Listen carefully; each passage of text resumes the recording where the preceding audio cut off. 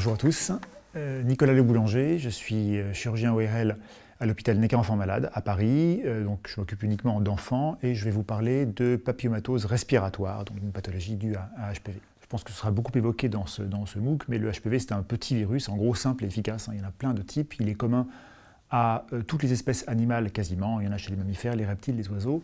Il est très résistant et on en trouve un très grand nombre de sérotypes. A l'inverse, la papillomatose laryngotrachéale est une maladie rare. On estime qu'elle touche environ 3 à 5 personnes pour 100 000. Sa prévalence exacte est inconnue, elle varie selon les pays.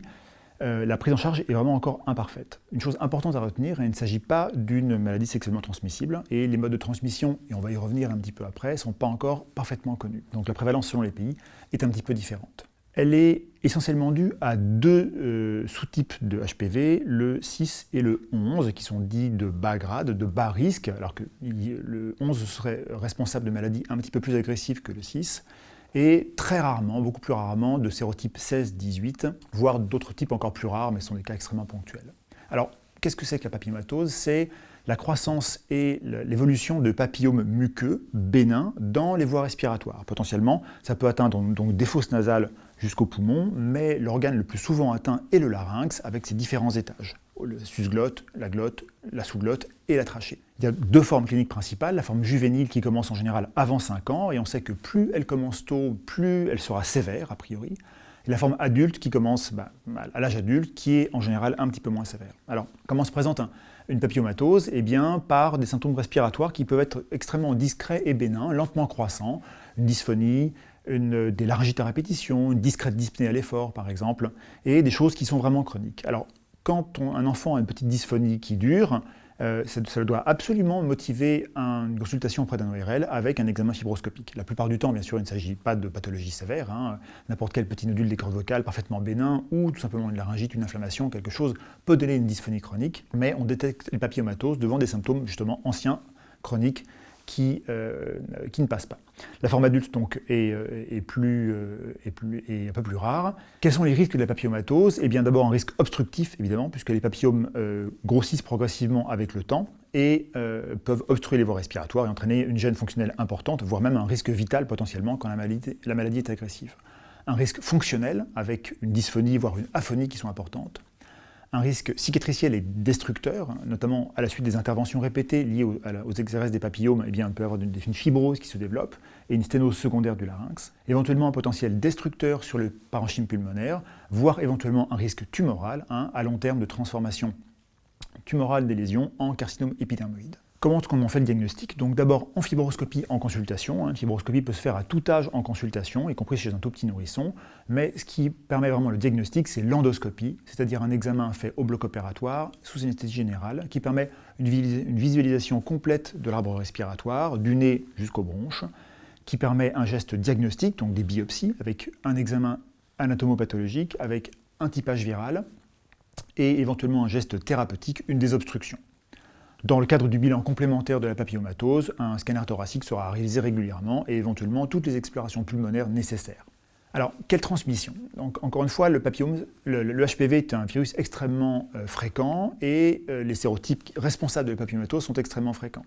Il avait été évoqué un moment que la transmission se faisait lors du passage de la filière génitale chez une mère porteuse de HPV et que le nourrisson se contaminait à ce moment-là. Alors, on sait qu'il y a un surrisque effectivement de papillomatose chez les enfants de mères atteints de condylome chronique, mais la transmission n'est pas aussi claire que ça, et en fait la responsabilité n'est pas là, puisque plusieurs études ont été faites qui montrent qu'il n'y a pas de corrélation directe en fait, entre le type de HPV de l'enfant et celle de la mère. Donc la transmission, le mode de transmission n'est pas évident. De plus, encore une fois, le HPV est extrêmement ubiquitaire, et nous sommes tous en contact avec ce virus, et très peu de gens font la maladie. Donc il y a forcément une composante génétique, épigénétique, immunologique, peut-être une co-infection, en tout cas quelque chose, un facteur supplémentaire qui fait que certaines personnes font la maladie et la plupart des gens ne la font pas.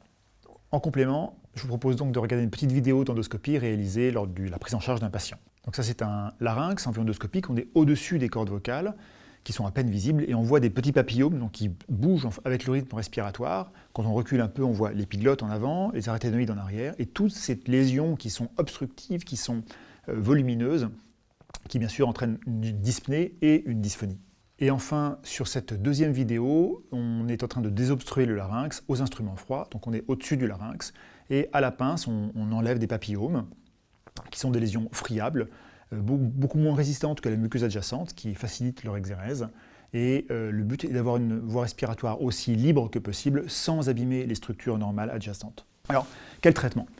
Actuellement, le principe du traitement est la prise en charge chirurgicale et la désobstruction. Donc on enlève les lésions, soit avec des instruments froids, chirurgicaux, microchirurgicaux spéciaux pour le larynx, soit avec un microdébrideur, donc un petit instrument qui détruit les lésions tout en les aspirant, et éventuellement au laser, cette dernière solution étant peut-être la moins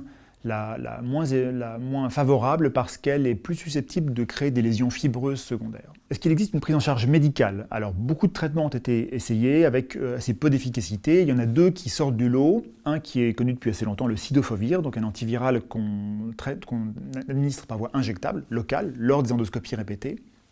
Et depuis quelques années, l'Avastin, donc le bevacizumab, l'Avastin c'est son nom commercial, qui est un antifacteur de croissance vasculaire qui montre une efficacité réelle, qui s'administre par voie intraveineuse et qui actuellement donc, a été administré à peu de patients, mais est réservé aux cas les plus graves. Par contre, on ne sait pas encore combien de temps on doit traiter les patients et il semblerait qu'à l'arrêt du traitement, les lésions repartent, en tout cas l'augmentation de la vitesse de croissance repart après l'arrêt du traitement. Qu'en est-il de la vaccination ? Alors, il n'existe pas de vaccin curatif contre le HPV pour l'instant, et est-ce qu'on peut donner un vaccin préventif pour traiter la maladie ?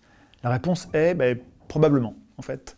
Les rapports sont un peu discordants à ce sujet-là, et on ne comprend pas très bien par quel mécanisme un vaccin préventif pourrait avoir un effet curatif, peut-être en relançant l'immunité. Quoi qu'il en soit, le nombre de cas rapportés d'amélioration de la maladie à la suite d'une vaccination préventive, y compris chez des enfants très jeunes, bien en delà de l'AMM, est favorable. Et les dernières recommandations américaines de l'an dernier, effectivement, recommandent de vacciner les enfants, y compris très jeunes, contre le HPV. Est-ce que la vaccination préventive a un effet ? Alors, il y a des pays, vous savez, qui vaccinent filles et garçons contre le HPV de manière préventive depuis pas mal de temps, depuis 2007 par exemple. En France, donc ça a commencé à 2007 aussi, mais en fait, c'est que fin 2019 que la vaccination a été recommandée, non pas obligatoire, étendue aux garçons. Alors, l'exemple le plus frappant est celui de l'Australie, où la vaccination a commencé chez filles et garçons en 2007 et est largement répandue. Et l'incidence des nouveaux cas de papillomatose a été divisée par 8 entre 2012 et 2016. Donc il y a manifestement une efficacité préventive très importante sur les nouveaux cas de papillomatose laryngotrachéale. Donc ça, c'est vraiment un facteur qui est extrêmement pour la vaccination. Alors cette vaccination, elle a des bénéfices extrêmement importants dans d'autres secteurs, bien sûr, tous les cancers du col, la dysplasie, et peut-être même effectivement d'autres cancers oropharyngés, ceux de l'amygdale, qui sont aussi en grande partie responsables, plutôt causés par une infection à HPV.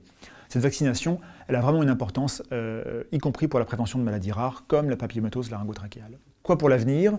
Il y a actuellement un PNDS, un plan national de diagnostic et de soins qui est en cours de rédaction, que j'ai la chance de pouvoir coordonner, donc qui établira des recommandations et un état des lieux de la maladie pour 2021 à la destination du grand public, mais aussi des médecins traitants et des médecins spécialistes. Il y a des protocoles de recherche qui sont en cours, qui cherchent à identifier les facteurs génétiques qui seraient éventuellement en cause dans le fait que, encore une fois, très peu de gens font la maladie.